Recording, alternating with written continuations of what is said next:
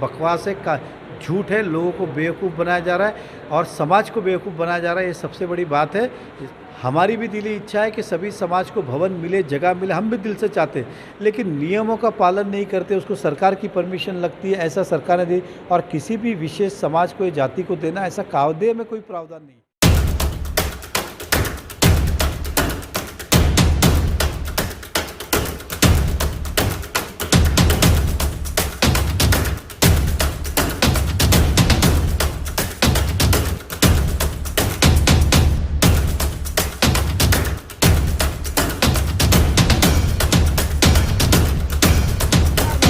आप देख रहे हैं बवंडर India TV. Bharatiya Janata party के पूर्व आमदार नरेंद्र मेहता लोकहित के लिए मैदान में उतर चुके हैं, जिसके बारे में आज एक प्रेस कॉन्फ्रेंस रखी। मैं आपको बता दूं कि पूर्व आमदार नरेंद्र मेहता ने आमदार प्रताप सरनाइक, आमदार गीता जैन के ऊपर गंभीर आरोप लगाए, साथ साथ मनपा अधिकारियों के ऊपर भी उन्होंने गंभीर आरोप लगाए हैं, जहां पे कई सारे विषय हैं। पहला विषय बताना चाहूँगा मैं आपको कि सूरवीर महाराणा प्रताप का जो भवन बनने वाला है, उसको लेके उन्होंने सीधे तौर पे कहा कि जिस तरह से उनका नाम है, क्या उस तरह से उनका भवन बनाया जा रहा है? 1 BHK रूम के इतना बड़ा कोई भवन बनता है क्या? कहीं न कहीं ऐसे सूरवीरों का अपमान किया जा रहा है, जो मैं बर्दाश्त नहीं कर सकता, ऐसा कहना पूर्व आमदार नरेंद्र मेहता का है। दूसरा विषय था क्लस्टर को लेकर, जहां पे उन्होंने कहा है कि अभी तो क्लस्टर बन रहा है, काफ़ी अच्छी बात है, लेकिन भविष्य में अगर उसको रीडेवलपमेंट करना होगा तो काफ़ी सारी समस्याओं का सामना भी करना पड़ेगा। तीसरा विषय वो लेके आ रहे हैं कि जो अलग अलग समाज का मीरा भाईंदर शहर में जो भवन बन रहे हैं, उसको लेकर उन्होंने बात कही है कि ये कहीं ना कहीं ये लोगों को गुमराह किया जा रहा है कि आपके समाज का ये भवन है, केवल आप ही इसके अंदर आ जा सकते हो, जबकि इस प्रकार का कोई नियम अभी तक पूरे भारत में नहीं बना है, ऐसा कहना पूर्व आमदार नरेंद्र मेहता का है, जो पर वो मनपा आयुक्त को एक आवेदन पत्र भी देने वाले हैं। चलिए देखते हैं उन्होंने क्या कहा, पत्रकारों से बात करते हैं। माध्यम से महाराणा प्रताप भवन बनाया जा रहा है, जिसका हम स्वागत करते, अभिनंदन करते। मैं उन तमाम नेताओं का भी धन्यवाद करता हूँ जिन्होंने ये पहल की, परंतु ये भवन उनका अपमान होने जा रहा है, ऐसा हमारा मानना है। उसका कारण ये कि जहाँ पे बनाया जा रहा है वो 250 मीटर की जगह है और उसमें नियम के हिसाब से 1250 मतलब 250 मीटर 2500 फुट, उसमें 1250 फुट ये ओपन रखनी पड़ती है। 1250 फुट में चारों बाजू जगह छोड़ने के बाद मात्र 60 मीटर यानी कि 600 फुट का बन रहा है, उसमें उनका 200 फुट बाथरूम में जा रहा है। 400 फुट का भवन महाराणा प्रताप जी का बनाया जा रहा है, जो एक 1 BHK एरिया से भी कम है। दूसरी ओर हम शहर के अंदर एक कला दालन बना रहे हैं स्वर्गीय बाला साहब ठाकरे और स्वर्गीय प्रमोद महाजन जी। अब इनकी ऊंचाई जो है बाला साहब ठाकरे जी की, वो छत्रपति शिवाजी और अन्य महापुरुषों के बराबर की है, और 400 फुट का भवन ये कैसे हो सकता है जिसमें 10 आदमी बैठ नहीं सकते, उसके भवन क्यों कहा गया? मीरा भाईंदर महानगर पालिका के अगर अधिकारी के दालन देखें तो महाराणा प्रताप जी से भवन से ज़्यादा बड़े, तो ये उनका अपमान होने जा रहा है। दूसरा, 60 मीटर का DSR रेट का क्या है तो 3000 रुपये इसका, एक 18 लाख, 20 लाख, 30 लाख, 40 लाख का काम है, और उसका टेंडर मुझे जो भाषण में बताया कि 1 करोड़ 25 लाख रुपया खर्च किया जा रहा है। तो 60 मीटर का फ्लैट भी हम लेने जाए तो 60 लाख में मिलता है ये तो, और उसमें तो ज़मीन भी है, इसमें तो खाली ज़मीन नगर पालिका के फिर एक 20, इसके अंदर भी घोटाला है, ऐसा हमारा आरोप है। दूसरी बाजू मैं देख रहा हूँ कि पिछले 6 महीनों से विविध समाजों को बुला के लोगों को भवन बांटे जा रहे, गुजराती भवन, मराठा भवन, वारकरी भवन, बिहारी भवन, उत्तर भारतीय भवन, हिंदी भाषण भवन, ये इस तरह के भवन, बंगाली भवन। मैं आपको बताना चाहता हूं कि मीरा भाईंदर BMC एक्ट के अंदर ऐसी कोई प्रोविज़न नहीं है कि किसी विशेष समाज को ये जगह दी जा सकती है। भवन बन सकता है, लेकिन वो सभी के लिए उपस्थित, उसमें हिंदू हो, मुस्लिम हो, सिख हो, ईसाई हो या देश का व्यक्ति हो, कोई भी जाति धर्म का उस भवन में वो जा सकता है, उसको रोका नहीं, क्योंकि वो पैसा महानगर पालिका टैक्स का है। लेकिन समाज को ऐसे बताया जा रहा है कि जैसे हम तुम्हारे समाज के लिए बना रहे हैं और तुमको ही देने वाले। मीरा भाईंदर महानगर पालिका अगर चलाना भी देना चाहे तब भी उसको रेडी रेकनर के रेट से कम से दे नहीं सकती है। तो ये समाज के साथ क्या कहते हैं, हम गुमराह किया जा रहा है समाज को, और उनको क्यों फंसाया जा रहा है मुझे नहीं पता, लेकिन इसके पीछे वोटों की राजनीति अपनी जगह पे, लेकिन प्रशासन उसी मंच पे बैठ के ये सब तमाशा देख रहा है। प्रशासन उसका गवाह कैसे बन सकता है, क्योंकि कायदे में ऐसी प्रोविज़न नहीं। उदाहरण कहता हूँ कि बौद्ध समाज का बौद्ध विहार, ये मैंने ही वादा किया था हम बनाएगा, हमने बनाया। उसके बाद बौद्ध समाज ने मांग की तो यही कमिश्नर साहब ने कहा हम किसी समाज को दे नहीं सकते, बौद्ध समाज के आस्थाओं को देख के बनाया गया, लेकिन उसके अंदर सभी आ जा सकते।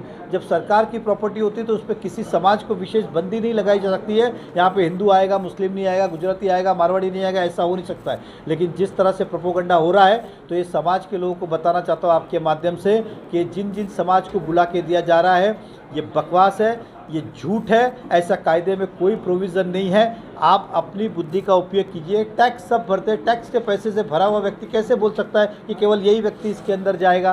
तो ये लोग इससे सावधान रहे और कमिश्नर साहब से निवेदन करने आए कि ये आप जनता के सामने खुलासा करें कि ये जो चल रहा है मार्केट में सब बकवास है, ऐसा हकीकत में कुछ होने वाला नहीं है। और होने वाला है तो कमिश्नर साहब हमको कायदा दिखाए और जो ठहराव किया वो ठहराव की कॉपी दे ताकि हम आगे की बात करें। तीसरा, मीरा भाईंदर में क्लस्टर योजना लाई जा रही है। क्लस्टर योजना आने वाले भविष्य के लिए बहुत बड़ा घातक है, इससे बड़ा ब्लैक डे हो नहीं सकता है। मैं अगर कहूँ तो मीरा भाईंदर के लिए इससे बड़ा काला दिवस हो नहीं सकता है। इसलिए नहीं कि कोई किसी का मेरा स्वार्थ है, ये केवल और केवल क्लस्टर बिल्डर के दबाव के लिए लाया जा रहा है, बिल्डर को फ़ायदा है। ये क्लस्टर कैसा है कि कोई भी एक एरिया, चाहे नया नगर ले लो, चाहे 60 फीट ले लो, चाहे स्लम का, इन सबको एक साथ मिलके क्लस्टर के अंदर प्लान पास करना होगा।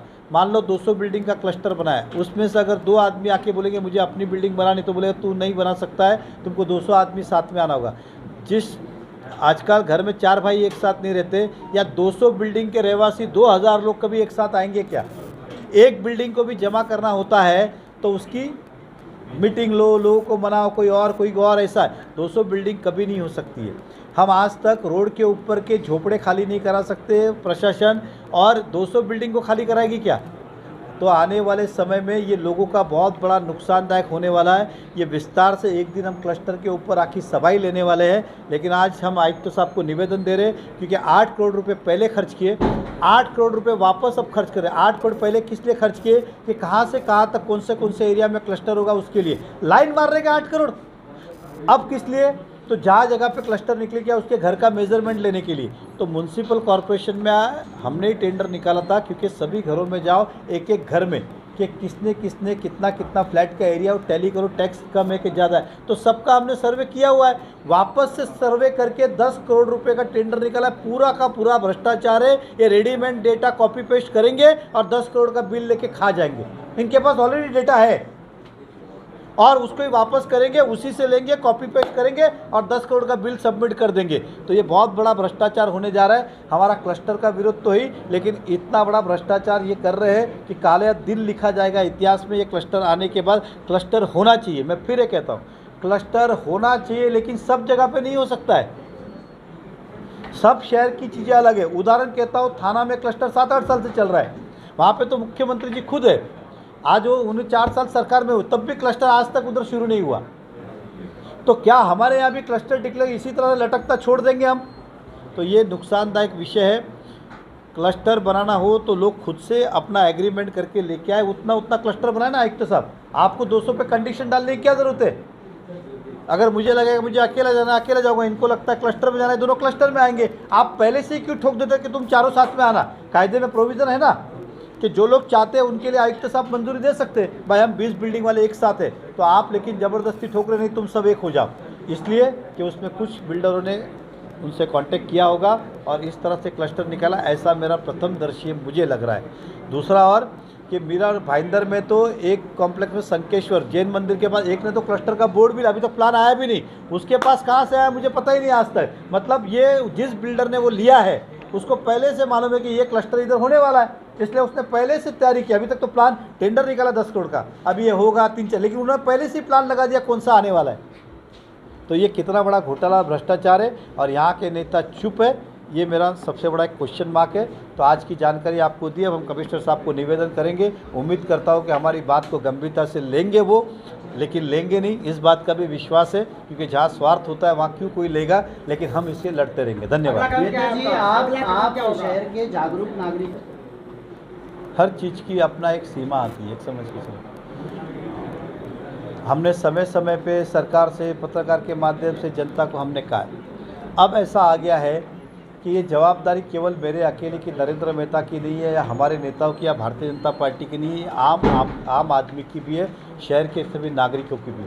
अब हमने इसके अंदर पहल ली है, तो हम चाहेंगे शहर के नागरिक हमारा साथ दें, ताकि इस लड़ाई को हम लड़े और जनहित में लड़े और जनता का आने वाला नुकसान हम बचा सकें। ऐसा मेरा कि उन्हें भी हमारी बातें समझ में आई, लेकिन क्या होता है कि किसी चीज़ को स्वीकारने के लिए बहुत बड़ा दिल लगता है। मैंने आपको पहले ही कहा था कि प्रशासन जो है वो इसको स्वीकारेगा ही नहीं, वो गोल गोल बोलेगा, उनको ऐसा लगता है वो जो कर रहे हैं वही सब सही है, बाकी सब लोगों को कुछ समझता नहीं। और अंत में इसको लोकशाही के हिसाब से लड़ाई लड़नी पड़ी है। मैंने निवेदन दिया है, देखते वो क्या करते, लेकिन मेरा दिल कहता है कि वो कुछ भी नहीं करेंगे, क्योंकि उनकी बातों से ऐसा लगा कि वो जो कर रहे हैं सब सही है। आपने निवेदन दिया, अगर आपकी बात नहीं मानी गई तो आप करेंगे, पार्टी की बैठक लेंगे, देखेंगे इसको कैसा करना है, क्या करना है। लेकिन मैं ये फिर कहूँगा कि ये जो विषय है वो पॉलिटिकल विषय नहीं है, जनहित के विषय।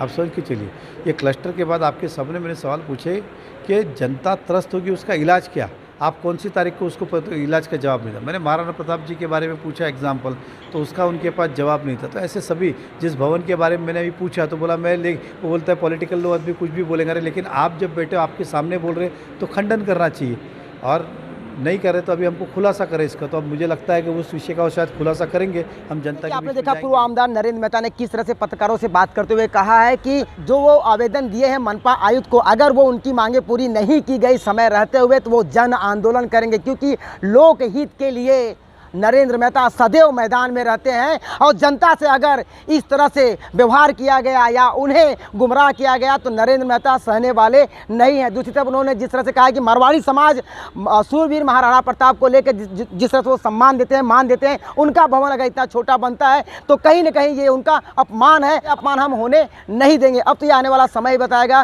कि पूर्व आमदार नरेंद्र मेहता किस तरह से करेंगे, या उनकी बात मानी जाती है या नहीं। बॉन्डर इंडिया के लिए अवधेश राय की रिपोर्ट।